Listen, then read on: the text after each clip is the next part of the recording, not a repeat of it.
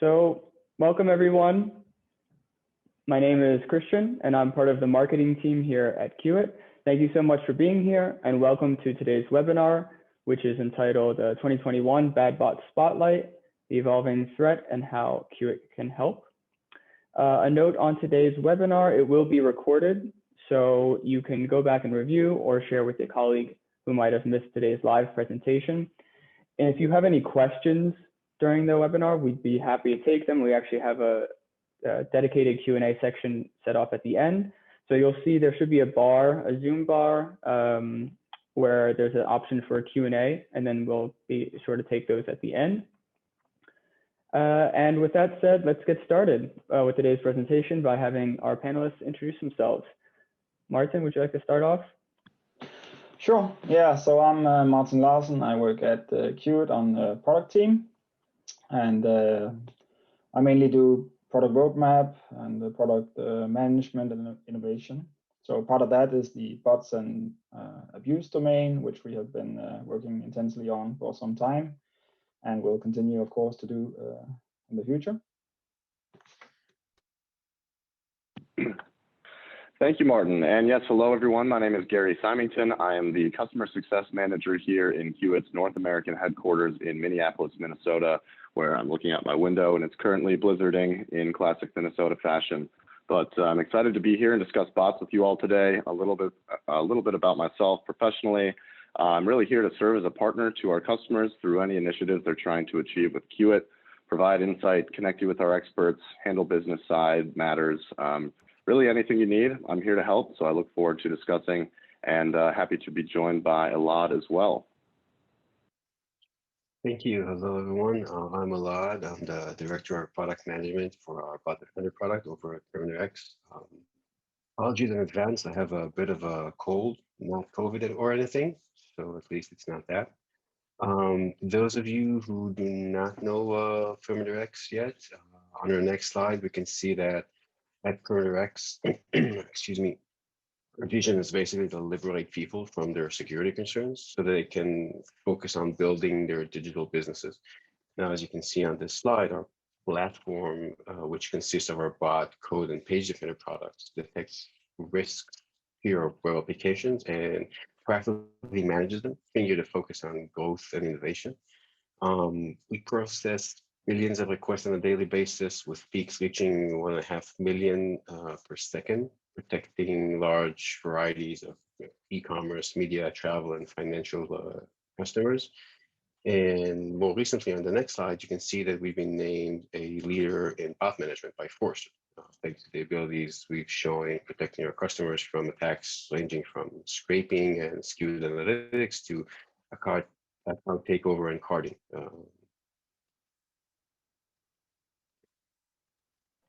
Great. Thank you very much, Elad, for that presentation. Thank you so much for joining today's presentation to give some insights. Just quick rundown of our agenda today. We'll be taking a look back first at bad bot attacks in 2020. And then with the help of Elad, we'll be taking a look ahead with 5 cybersecurity predictions for 2021. Then we'll kind of dive deep into some of the Queue-it functionality that we have in place for bad bot protection rather, and then again that Q&A section at the end. So please don't be shy with your questions and put those into the Q&A. And with that said, I think I'll hand this over to Martin to get started at the year that was. Sure, great. So I'll actually start by looking a little bit further back. As you probably know, the whole bots issue has been like a huge problem in ticketing over the last decade. So we are at a point where it's like very sophisticated bots that grab the tickets in front of real users and then resell them on secondary sites at, of course, a high markup. So this is very big business, and we'll dive into a bit of the numbers later. But this is just to understand that in ticketing, this has gotten to a point where it's actually quite difficult for real users to get a hold of the good tickets. So looking back, we still see this in ticketing, of course, but the ticketing business is a lot smaller than it used to be. So these bot creators, they get a little bit more creative, and some are more creative than others.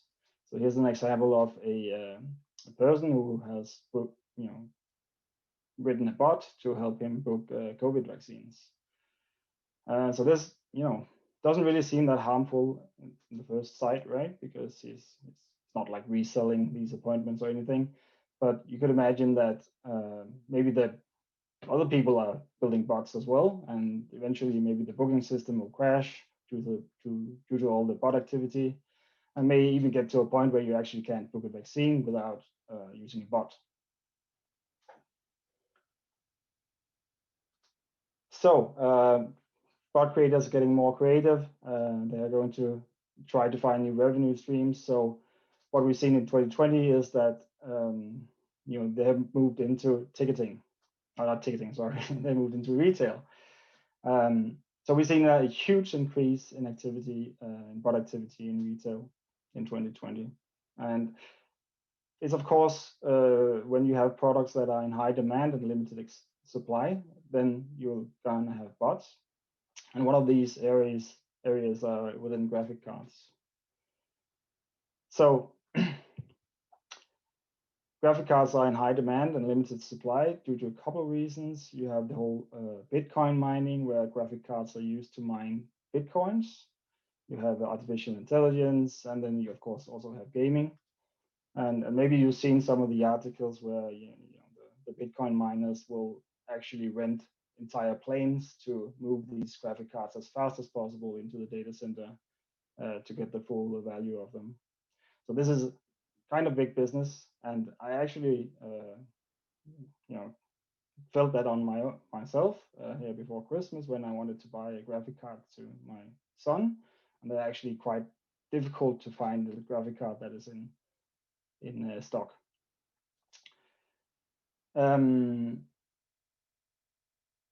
So these bots will grab the inventory and sell it on secondary sites. And of course, these graphic cards are quite expensive and have a high resale value. You'll typically see double or triple or of the retail value, or maybe even higher. And these bots will typically just take the inventory from the seller and then put it on secondary sites, and they might even not buy it until they actually have a buyer from the secondary site. So they're quite advanced. Right. As you also can see from these articles here, it's kind of optimal conditions for the bots. They grab all the inventory and they sell out in seconds, and that can only be bots that does that. A typical traffic pattern that we see when limited items are for sale is that there'll be a steady flow of users, and then when the items are available to purchase, there'll be a huge spike within a few seconds. Right. So Garey, we see the same pattern quite a few times lately in selling gaming consoles, right? Yes, absolutely. Thank you for that, Martin. It's always interesting to hear about how scarcity is affecting these bot makers' incentives in different verticals, even within the same retail industry.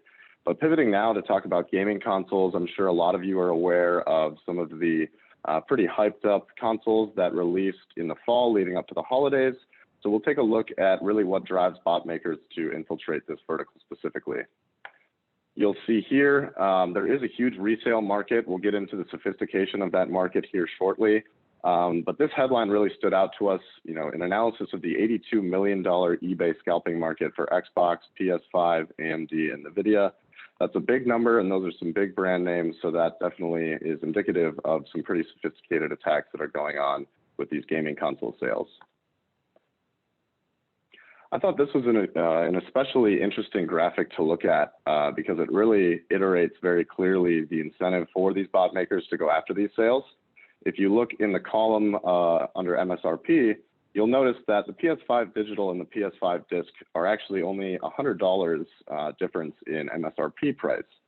Then you switch over to the median price column and you find that the median price for these bot resellers is often 2 times MSRP, a little bit over for the PS5s, a little bit under for the Xboxes. I think that's due to the fact that PS5 was far and away the most desirable console that was dropped. These two brands often compete every few years when they release a new console, as many of you may be aware. But what's really interesting to me, and what speaks to the incentive for bots to go after, the real cream of the crop devices or products that are on the market, is that final column of scalper eBay profits. You'll notice that it's only a $100 MSRP increase from PS5 digital to disc, but even that small amount of relative value resulted in over a $10,000 difference in the scalper profits made. So just to reiterate, really goes to show that if you have the cream of the crop product, the scalpers have the technology and the willpower to make sure to meet you online for that sale. And of course, no bot discussion would be complete without discussing the sneaker market. That's a vertical that Queue-it is very deeply ingrained in. So we've seen a lot of bot activity and a lot of sales in general take place in the sneaker industry. One specific collaboration we're looking at here is between Strangelove Skateboards and Nike.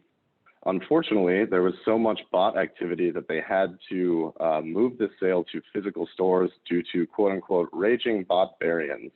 Obviously, I've never worked in logistics myself, but it sounds like quite a nightmare to coordinate moving a promotion like that to all in-store when you were planning to do it online in the first place.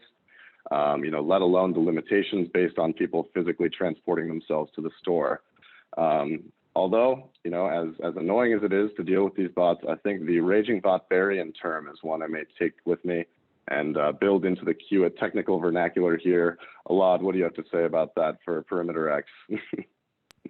I haven't seen that specific phrasing yet, but I think while the comparison fits, I think that the tech and innovation that these guys are showing, the barbarians, is more along the lines of the Roman legions and not the barbarians. They're very impressive when it comes to battle tactics. Let's put it that way. Couldn't agree more. Being a Nordic tech company and myself being in the state of the Vikings, it's hard not to make a comparison to the Vikings, the way that these bots really rage their way onto these sales. But taking a closer look at the sophistication of the market, you'll see that these bot makers are going so far as to publish their activities on YouTube, pretty shamelessly, honestly, and public for everyone to see. They're not really making any effort to hide their activities. Furthermore, going along with the YouTube topic, they're going so far as to post, the number of checkouts, the process by which they got these shoes, and even the margins themselves.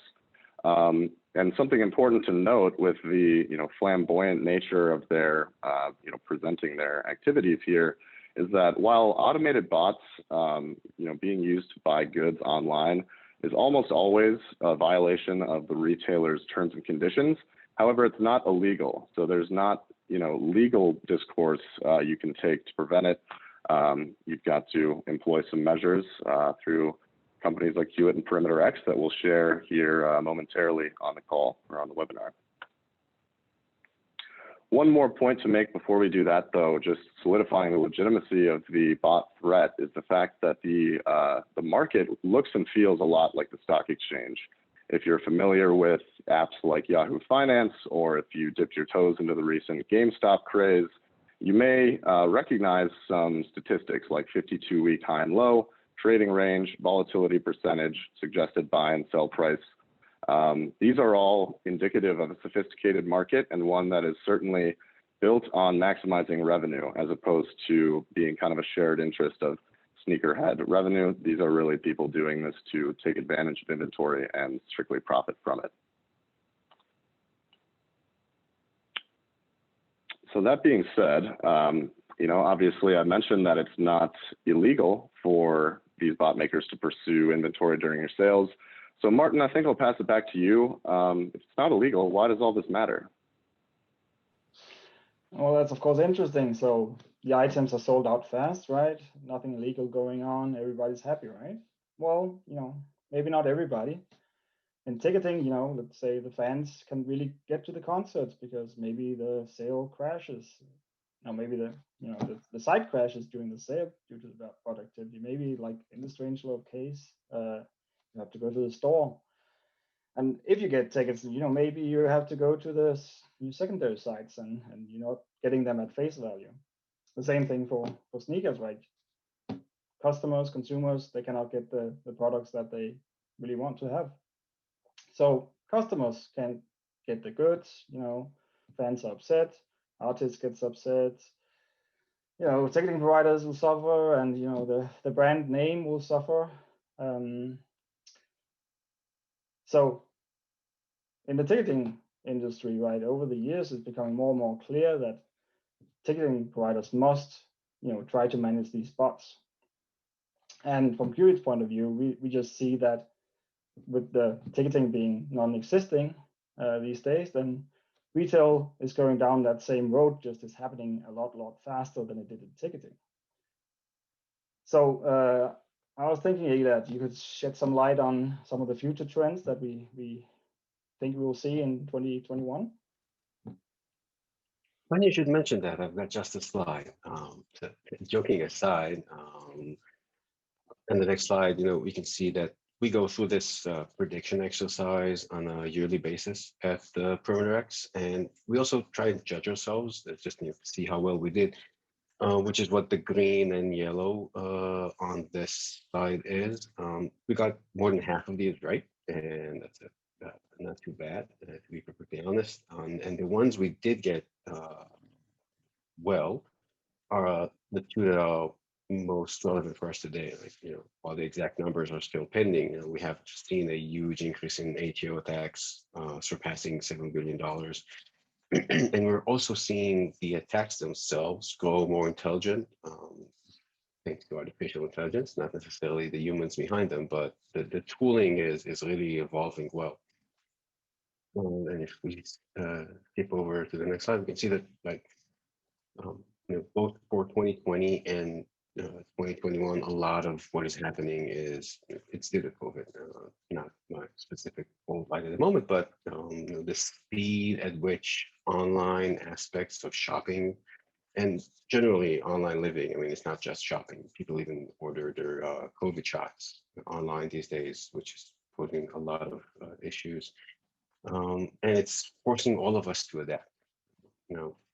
On the next slide, we can see, I think, like the first and most prominent prediction that we've got, and that's that cybercrime communities are getting stronger, and they will get stronger in the future. As a trend, even before COVID, the incentives around cybercrime have been increasing, and specifically with COVID and the boom of online traffic that we just mentioned, the insane adoption of online living, has made that target that much bigger. Think of it as a company. It's like your TAM has grown, which is a good thing, but for them. And this is just a start. As Garey mentioned before, the community tooling that they've got has also advanced. It's not just the dark web with 2 or 3 individuals on there. It's Twitter and it's Discord networks, and that is helping them facilitate cooperation between different groups, leading to more sophisticated and coordinated attacks.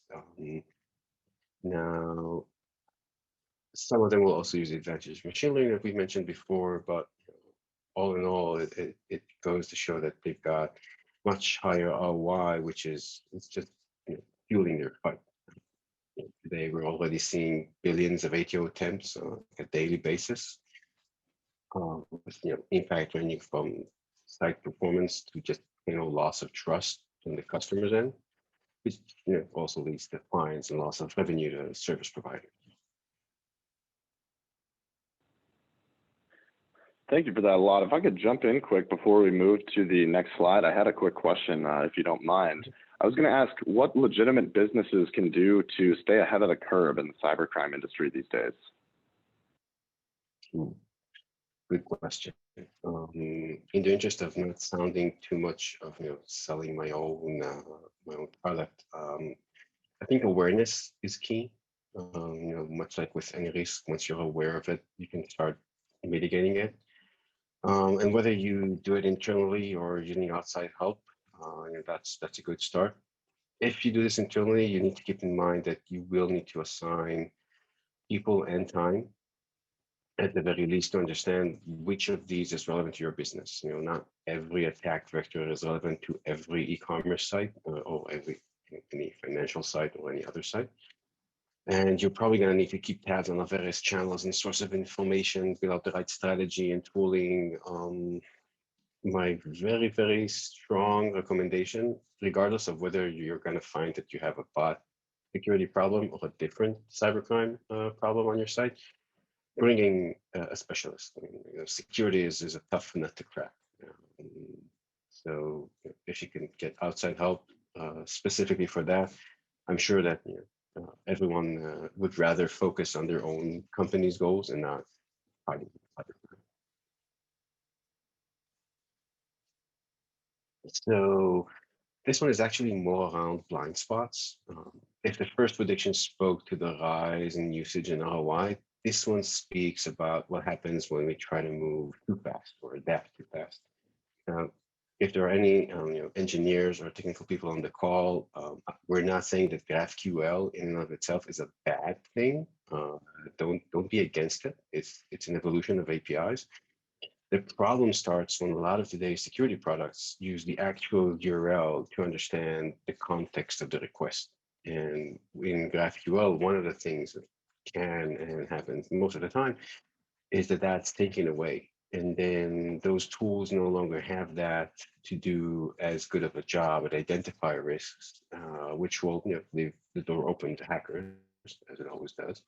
So in this case, the race for digitization is liable to create security risks, due to technical advancements that in engineering silos, without discussing the security impact that they pose.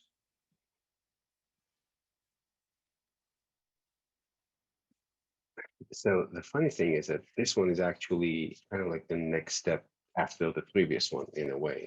On one end, we know that SecOps tooling has gone through amazing leaps these past few years, and we predict that adoption will skyrocket this year as people experience firsthand, or through others, whether it's through this webinar or other use cases that people will be publishing. I mean, those things will just bring in that the necessity for that mindset, the shift left mindset for security, in order to avoid these kind of loopholes getting baked into people's system, allowing hackers to use them and generate more revenue for them and not for us.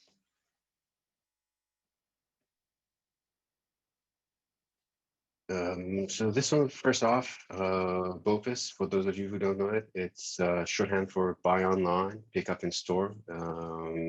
This is a prediction which stems from the changes we're seeing in shopping patterns due to COVID, cellular disease itself. The reason that this is here is in the growing potential.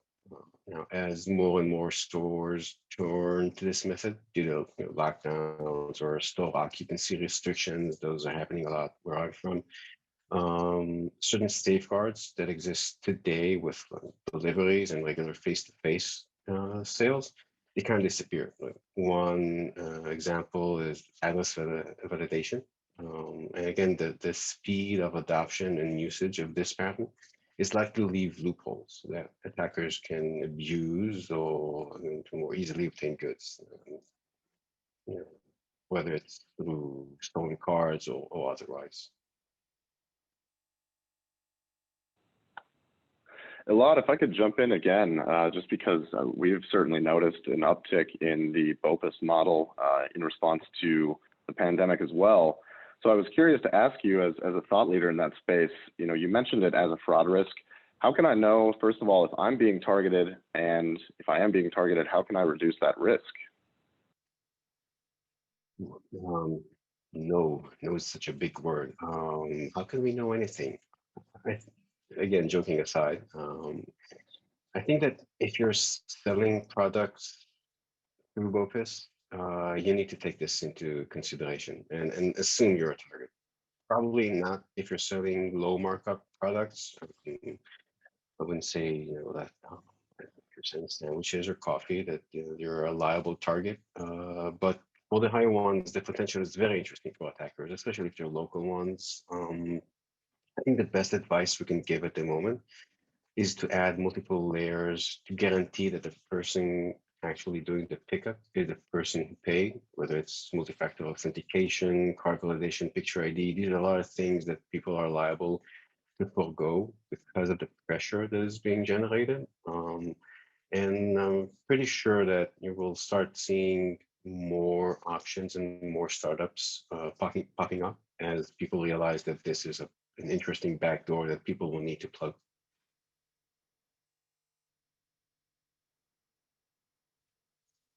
Yeah, so this prediction is a rather obvious one in the scope of our discussion. It is important to note the reasoning behind it and the potential impact. As Martin and Garey both mentioned earlier, more and more of these are happening and they'll become more commonplace.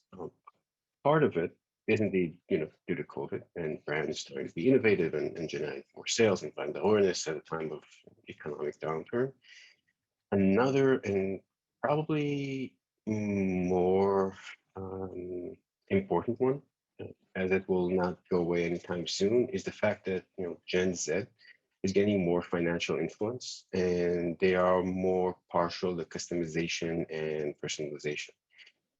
Now, the annoying bit is that the impact of bot sales, whether it's bots grabbing all the merchandise or just sites crashing because of the load, is that it leads to loss of trust and damage to the brand in general, and not just to the Gen Z demographic that tries to get these. Just to get a sense of the magnitude of this, during some of the PS5 sales, we saw peaks of 1.5 million requests per second. Needless to say, they were not all human, and not every site is ready or willing to invest the time and money it will take to handle these kinds of spikes and attacks. Garey, I was wondering what sort of activity do you see around these kinds of attacks? Absolutely, yeah. Happy to explain, because it's certainly some crazy activity to be seen. If I could describe it as it presents on a graph, it would look almost like a butte in the desert, relatively flat, and then an enormous spike right at the beginning of the sale, which tapers off pretty quickly right after. So it's straight up and straight back down. One particularly popular sale, highly publicized, that we did for an enterprise customer recently, actually saw the total inflow of users per minute go from 4,000 to 130,000 in just a matter of seconds right at the start of that sale. So aside from the obvious implications on server health with an increase taking place that quickly, that spike tells us that the sale was heavily targeted by bots. Flash sales are really the perfect storm for bots. They can monitor when inventory is becoming available. They have the mass to spin up, hundreds or even thousands of false users to enter the sale in a matter of seconds. They can check out in seconds. So between the amount and the speed that they're able to, attack this sale with, it's really an advantage for the bots without any tools in place. They're going to win that battle more times than not.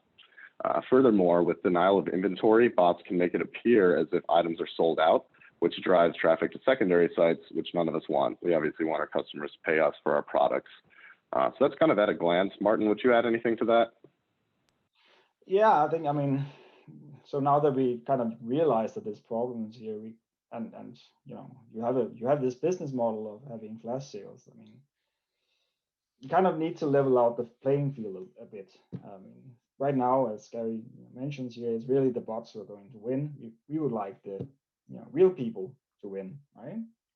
So there are things you can start doing, right? So one could be to consider not announcing the start of the sale. If you announce it, then bot makers will know exactly when the sale starts, and they can use the speed and the mass. So maybe instead you could send out purchase code by email to only VIP customers. That's another point, right? You could treat your users differently. So priority access to loyal customers. You would also like require users to set up an account beforehand and have some time to actually approve the account before they get to the chance to buy. Again, if you're doing flash sale, we need to take away this advantage that the bots have in terms of speed and mass. And I think, Garey, we should dive into how we can help with that. Absolutely. Happy to kick this off. So as you can see on the screen there, how Queue-it can help, we'll share 7 steps, starting with the simpler ones, headed into the more sophisticated ones for a kind of holistic view on how you can take steps against these bots and nefarious activity. First recommendation, and we would tell this to anyone, regardless of if they're struggling with bots or not, that's to use a server-side or edge connector integration. To ensure that visitors do not bypass or block the queue, you have to use a Queue-it server-side integration or connector. The client-side JavaScript integration is susceptible to workarounds from tech-savvy users. So it's not really an option if you plan to run highly botted events, highly publicized events, or presenting an incentive for them to work around the queue. We pride ourselves on being platform agnostic. Queue-it connectors support integrations with native and mobile apps, as you can see the Android and iOS logos on the screen there, along with a number of our companies with which we integrate, from leading CDN, load balancer, tag management, ticketing, and e-commerce platforms in all languages. So we try to be accessible to as many organizations as we possibly can. And the simplest part is that typically these integrations can be done in a day by a skilled developer.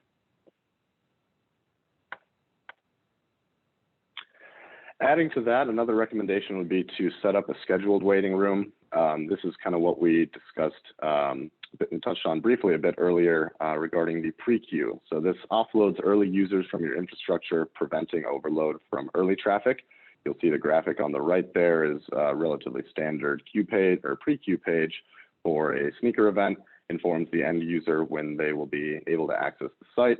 And it takes all that stress off of your servers before you've even had a chance to get off the ground with your sale. Eager customers will show up early, hit refresh 1 minute, 1 to 5 minutes prior to the event, and that can be a real drain on your server health. So it's good to set up that static event for that reason, as well as the fact that it neutralizes speedy bots. You may know them as snipers, designed to arrive just before the start of the sale or registration. Again, offloading all that traffic so that you're not dealing with either sniper bots, impatient users, or anything else that's going to detract from the actual opening gate of your sale.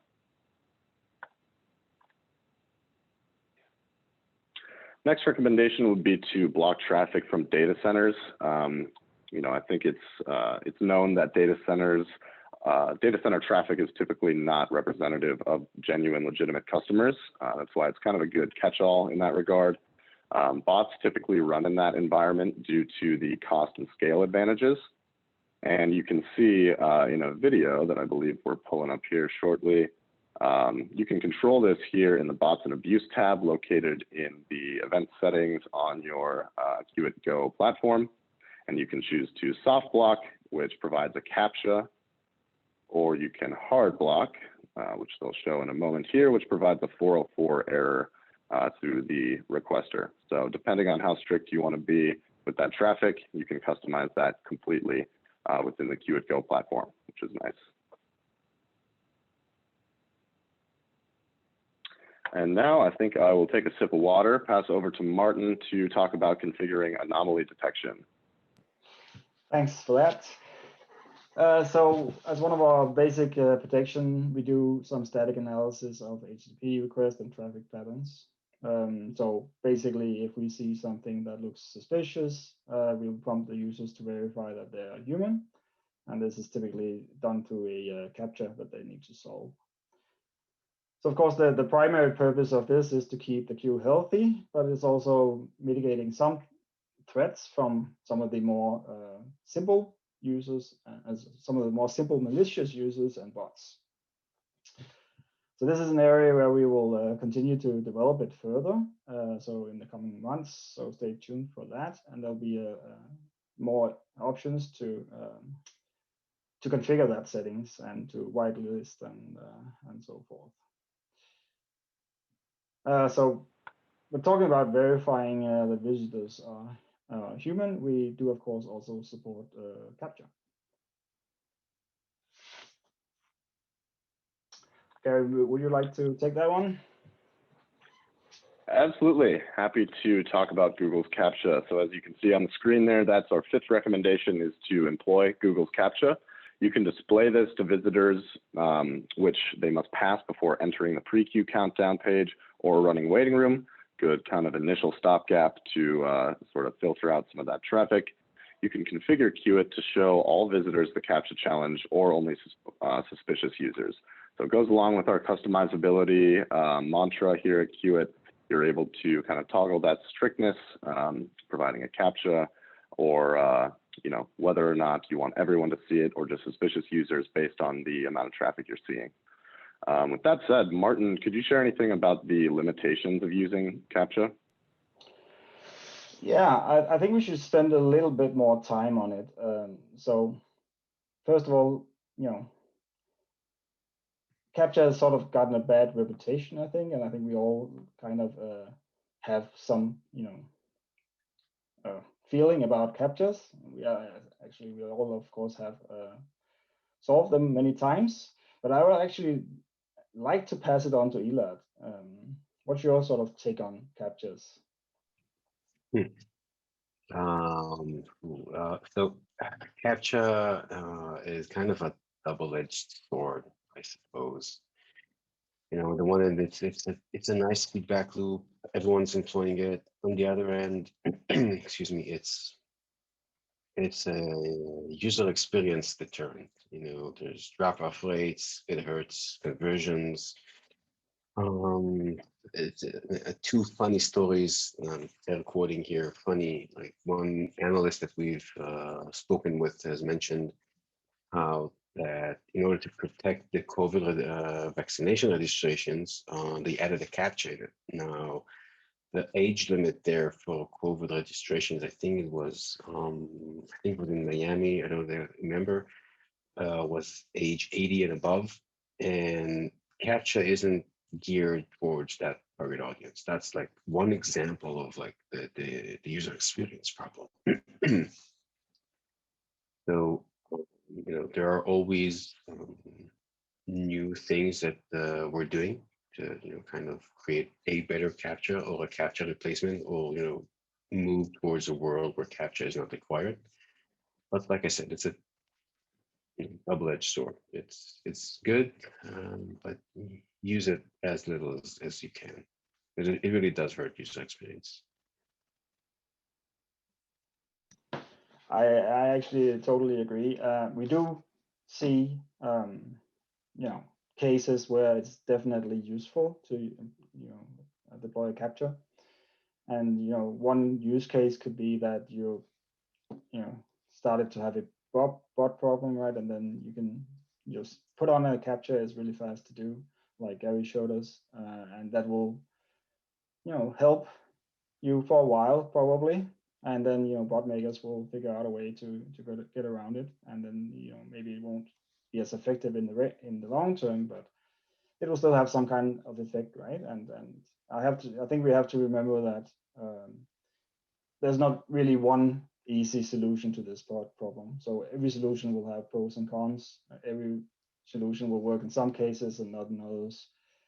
So from my point of view, CAPTCHA is really a tool that can be used, right, or not. But basically, we want to make it more difficult for bots. And we have another feature called proof of work. And that is actually what it does. So maybe we have a demo of this. I think we can jump to that. But the idea is that we send individual algorithms out to users, and then we require them to spend a bit of processing power to solve them. So pretty easy to add here. You just sort of click a button, and then as you can see here to the left, or to the right, sorry, there's going to be a spike in CPU when we enter the waiting room. You see the yellow line up there.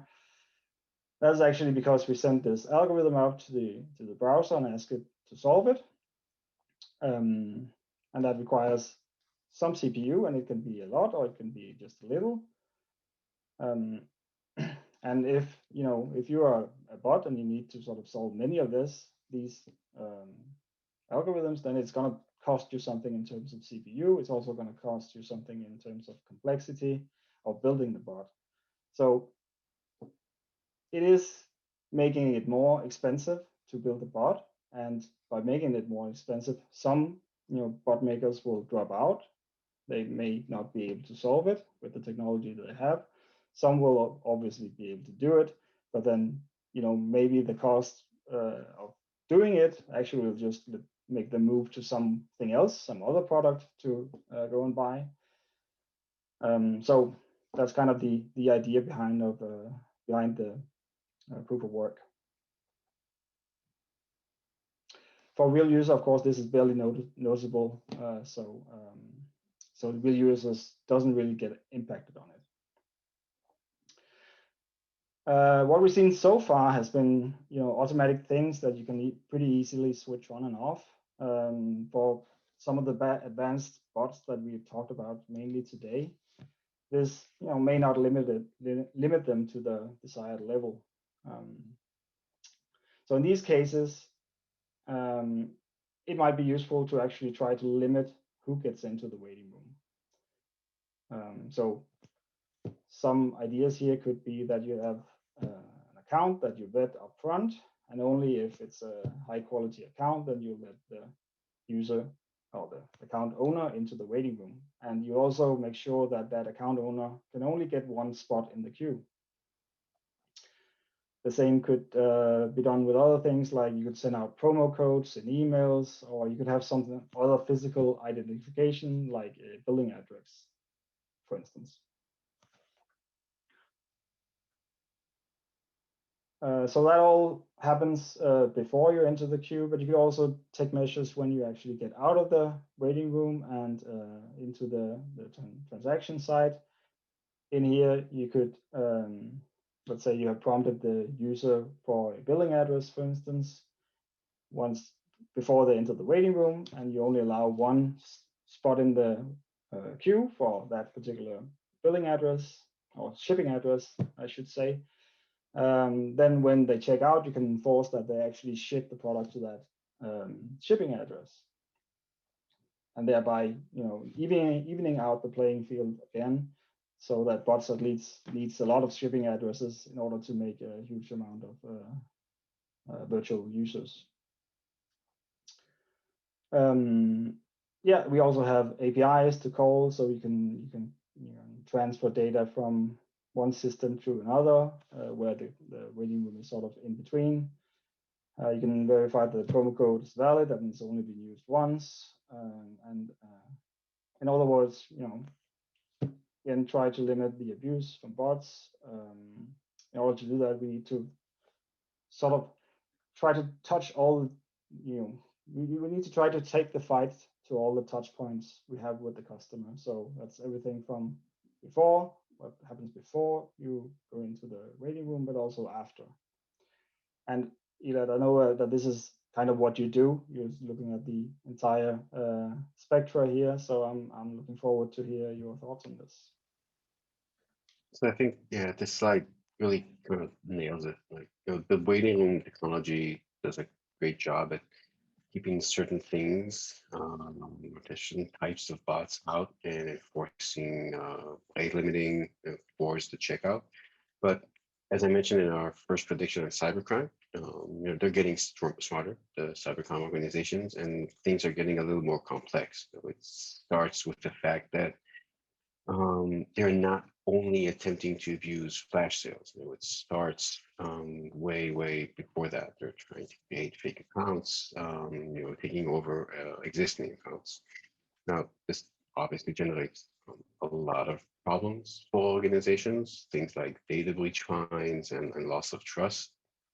The interesting thing to note is that we're also seeing a lot of co-ops between teams. I think we mentioned this a few slides back. One group will run the credential stuffing attack, which gets them a lot of active accounts, which helps them bypass all sorts of protections that people can put in place, making sure that the user is a real user, whether they've purchased in the past, all of that. And another team will provide a distributed network to get around what you just mentioned, things like the blocking cloud provider IPs. They're all literally just teams out there providing bot networks on top of residential IPs. Putting it like printer, but like stolen printers, not necessarily physically stolen, but just breached ones.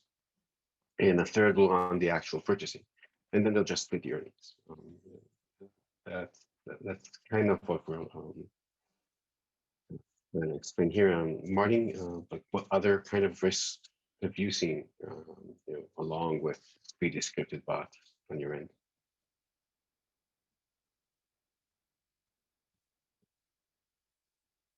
You're muted. No, we can't hear you.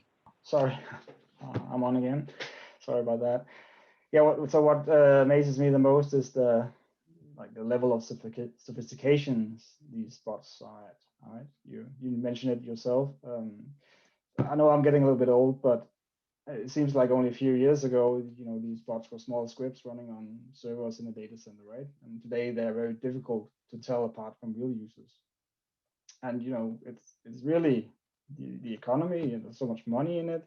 There's also that it's just very easy to do. I mean, with a few dollars, you got a bot that can utilize services that solve CAPTCHAs with a very high success rate, and you get access to millions of residential IPs, like you mentioned. And they're really, really good at mimicking human behavior and using real browsers, right? So with the money that is involved with this is truly an arms race, right? Where bots, they just evolve very rapidly. Yeah, totally. And it doesn't even stop there at the account takeover or the checkout area. I mean, they don't even have to use their own credit card. Another completely different group can be in charge of things like obtaining leaked credit cards, which is a whole kind of vertical in cybercrime in and of itself, which makes this even more lucrative because they have like zero liability to themselves. It's your credit card and not theirs. I think that all in all, what this slide kind of tries to convey is that in this specific case, we're kind of advocating fighting fire with fire.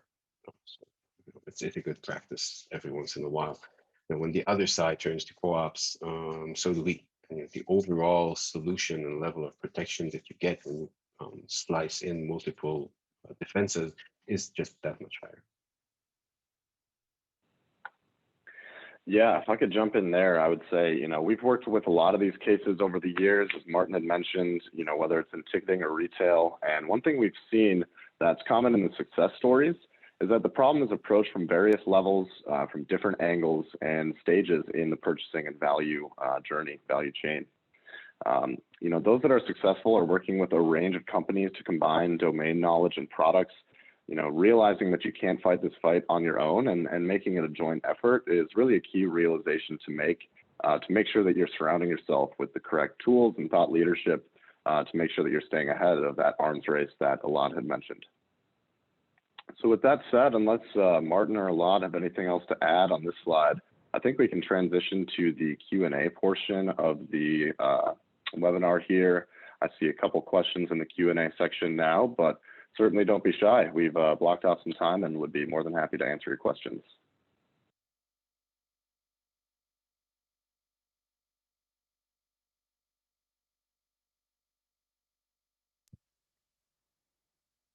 So I'm seeing one question here from Anna. What type of bot attacks do you expect this ticketing and arts and culture organization will see once the society opens up again? I'll start with the sooner the better. I would love to see a nice musical or a show anytime soon.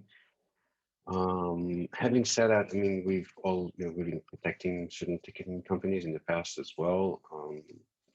the scalping attacks are going to be coming in again. I mean, it's not going away for sure. It's probably going to be that much more massive because again, the sheer ROI that they're going to be seeing because of the scarcity, whether it's countries thinking about having like a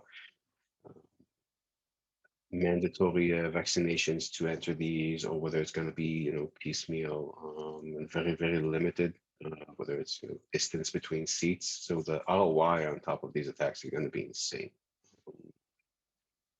At the very least, for ticketing, arts and culture is an interesting question.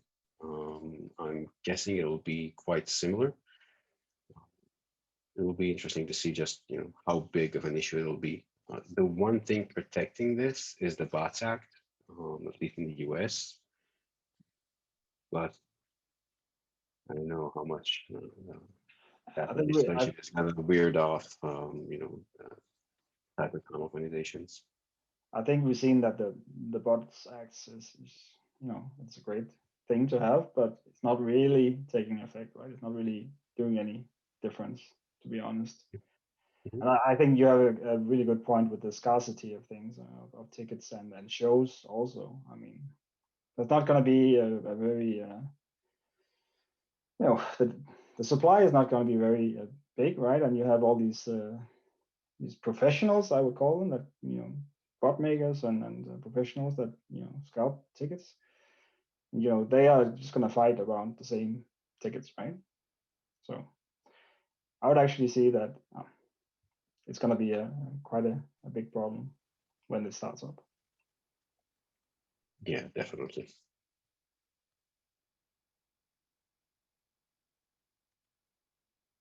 So I'm also seeing an interesting question from Marco. Is it possible, or will it ever be to whitelist some trusted IPs in order to not soft block them? I'm not sure whether that's a general question for your platform. I think it's possible on yours. Maybe you can attest to yours. I think it is a question for our product, and that is something that we probably have been missing.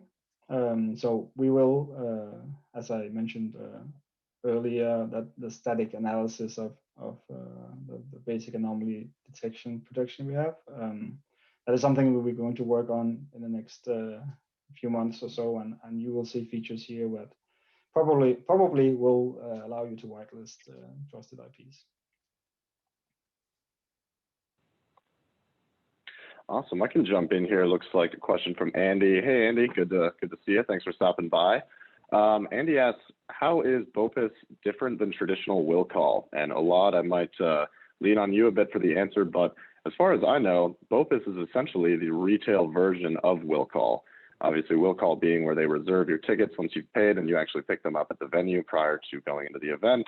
BOPIS is, same thought where you're purchasing the item online and then going to the actual venue, quote unquote, rather the retail store to pick it up. But Elad, would you add anything to that as to how BOPIS differs from will call and ticketing? So I think it's pretty much what you mentioned. Every once in a while I see certain examples because I've seen, if I remember correctly, it was a Reddit question and answer around it.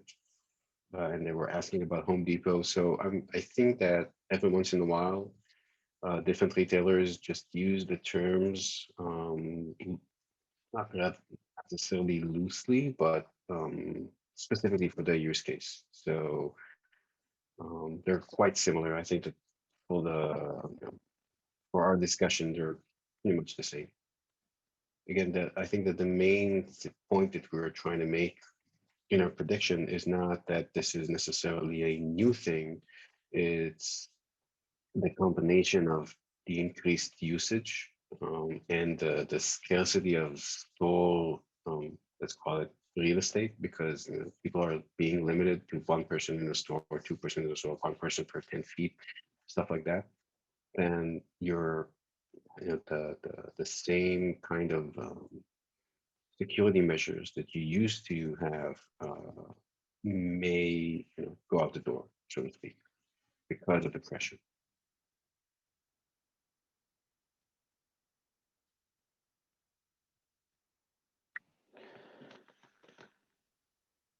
So there's another question here.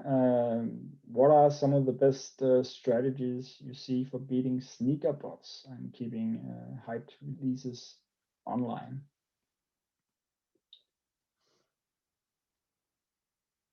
And yeah, I can start here. I think it's a lot about what we discussed today. I mean, the thing about it that it starts, really early. You need to. I think you mentioned it, Elad. You need to set up the monitoring of your site and the analysis and see, do you really have a problem and what's the extent of the problem? So the awareness of that, and then you have the whole, account takeovers and vetting the accounts that are created. What are you going to do with that? And I think that's kind of a hard problem in itself because let's say you have millions of accounts. And then, maybe you can say something intelligently about 10% of them or something. So how do you do that? But that's something you need to think about. Then you need to manage the sale itself. And that's where we can help you. And PerimeterX and other companies can help as well. And then, after the sale, you need to sort of look through the orders. I mean, are they purchased with the same credit card or same billing address or whatever? You need to detect, use whatever data that is available to detect the fraud. I don't know if anyone has something to add on that.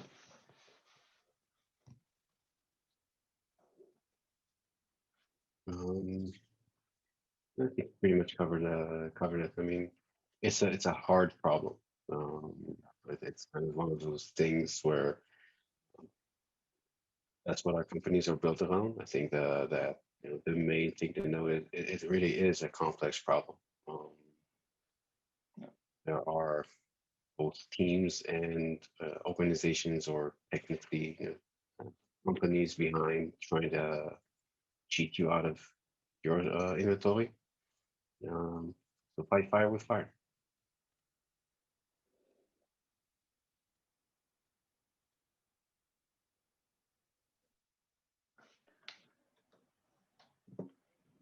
All right, Garey, it looks like there was one last question. Do you want to, I think it was on something that you talked about. Do you want to try and take that one and then we can close things out? Yeah, and any input from Martin and Elad is certainly welcome as well. The question asks, can you reiterate how bot operators know about a hype sale and what would be the best first or initial step we can take to protect ourselves against it? I would say, probably the most obvious and also the most, effective for the bot traffic generating itself would be simple marketing. The hype releases especially are put out over social media, marketing lists, even ad campaigns if it's that magnitude. So it's not too difficult to discern when some of these really popular events are taking place. I would imagine that if it's maybe a lesser known product, there are forums and different ways to get informed about what's going on in that space or new releases. And I know for a fact that there are bot-specific forums where these bot makers, get together. They discuss both methods and also sales to target. Certain bots are better at getting through certain brand sales. There's a lot of specialization that goes on. So I would say kind of if it were a funnel of knowledge, it would start with those ad campaigns, marketing, social media, and kind of boil down to these bot makers sharing their ideas in these forums about where and how to attack. Anything to add there, Martin or Elad, or did that kind of sum it up? Well, I mean, sometimes we also see, actually a lot of times we see websites that actually give hints to when the sale will begin. Even if you sort of keep it as a secret, then maybe the website will tell bot makers when the sale goes on. Like it can be simple things like maybe there's some JavaScript that flips a button at a specific point in time, and then just by looking at the source code, then the bot maker will know exactly when the sales start, and they can just hit the purchase flow exactly when it starts. we also seen like actually using our own product where a customer of ours would run a waiting room all the time in what we call the safety net mode, or 24/7 peak protection. And then, they would decrease the speed just before the sale starts, causing the waiting room to kick in. And actually, just by that waiting room kicking in, then, bot makers knew exactly when the sale was, and they could hit the site before everybody else would. So it's a tough thing to crack, I think, but it's something that probably needs to be discussed on a case-by-case basis to figure out, how do we protect ourselves against this, this storm of bots coming exactly when it opens. Of course, we do have the pre-queue, as Garey mentioned, which will sort of even out the playing field a bit by randomizing everybody. Even though they come first, they're not really getting the best spot in the line. So at least if we can sort of limit the number of places in the line, then everybody will get a fair chance.